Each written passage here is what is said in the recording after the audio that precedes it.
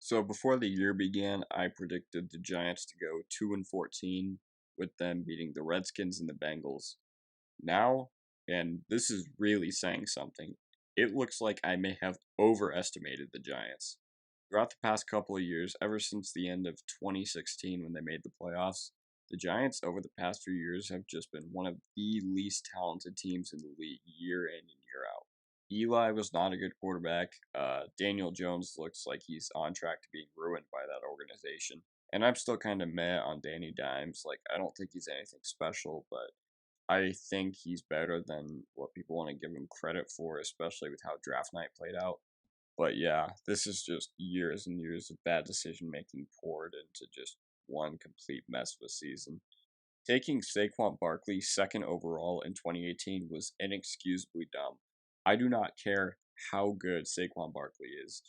You just do not take a running back second overall. You don't even take a running back in the top five. The only time I've actually been okay with that is when Dallas did that in 2016 with Zeke, because at least they had the O line and everything. Throughout the offseason, I heard some people say, yeah, the Giants could maybe get 6 and 7 wins and maybe play spoiler to a few teams in December. No, this team looks like it's on track to getting another top 5 pick. So, off the top of my head, they used the 22nd overall pick in 2017 to draft Evan Ingram. Pretty good tight end, but never healthy. And even when he has been healthy this year, he hasn't been producing. 2018, Saquon Barkley second overall. I've already shared my opinion on that. 2019, Daniel Jones sixth overall.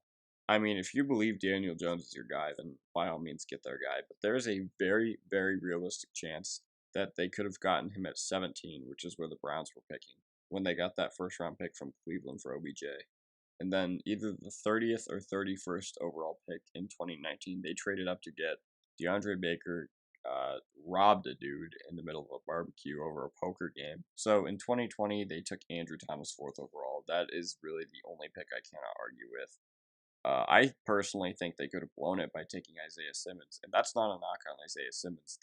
That's just a knock on the Giants organization as a whole if they were to draft Isaiah Simmons, because they drafted Saquon Barkley second overall in 2018, and they drafted Daniel Jones sixth overall in 2019. So you got to protect those guys in a rich tackle class. What I'm trying to say is, this April, I really didn't think it was a hard decision as to if they should have taken a tackle or Isaiah Simmons. They have a negative 41 point differential, which is second worst in the NFL, and the only team with an even worse point differential is the team they share a stadium with. And I have no opinion on Joe Judge. Has he been great so far? Absolutely not. But he's really doing the best he could do. I mean, not even Belichick could save them from this mess. This is just years and years of bad decision making, bad coaching, bad talent management. As I said, the Giants are probably the least talented team in the league. At least that's my personal vote for least talented team in the league. Their talent on offense is Darius Slayton and the guy who just tore his ACL. Even though I don't think Daniel Jones is spectacular, I'm not hitting the panic button yet.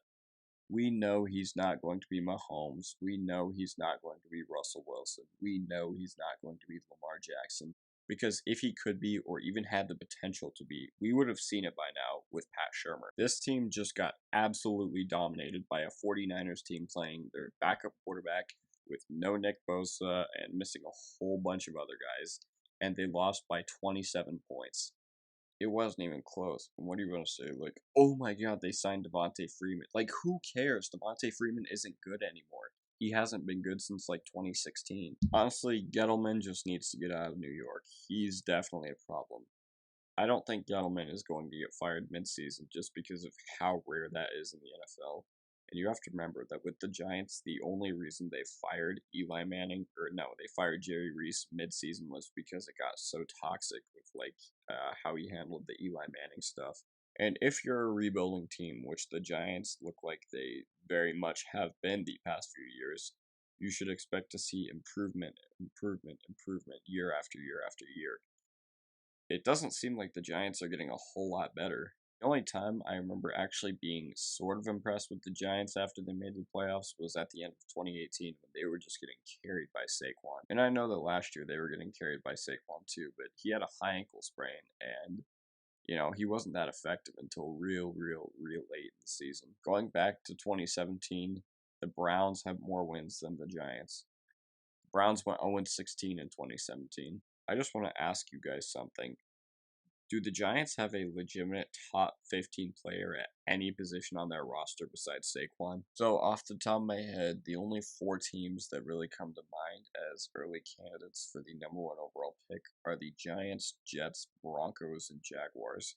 And I'm a Broncos fan. Like, here's the deal. I don't think our roster's that bad. I just think we're riddled with injuries. But if it gets us Trevor Lawrence, it gets us Trevor Lawrence. But what I do know is that the Giants are in contention for the number 1 pick now. Their schedule does not get any easier.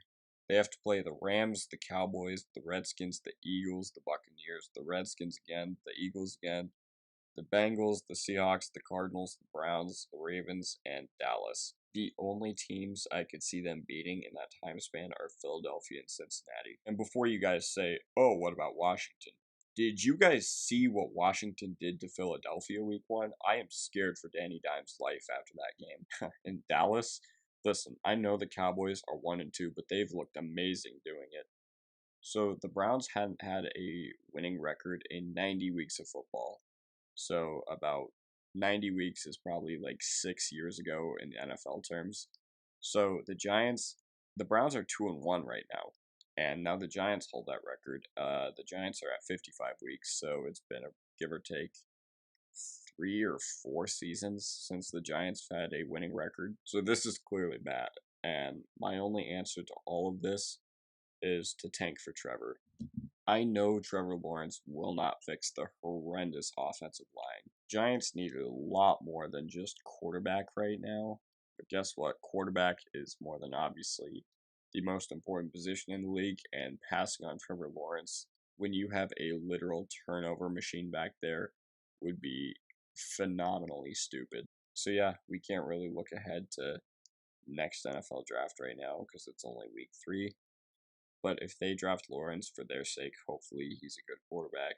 All I can say is the team that got number 1 overall last year, Cincinnati, is way, way, way, way, way more competitive with a garbage offensive line and a rookie quarterback than the Giants will be this year. And I know Cincinnati has good wide receivers and they have an okay running back, but the Giants have 3 number 2 wide receivers and none of them can get open besides Darius Slayton. I don't know. It's just looking bad for the Giants. I just hope they can turn it around sooner rather than later. Alright guys, that is going to do it for the video. Leave a like if you enjoyed, subscribe if you are not already. Follow me on Twitter, link is in the description below or right there. Anyways guys, have a good day and peace out. I can never ever find the right words, and there's no way this is real life. There's no telling you're the right girl, so I can only say that if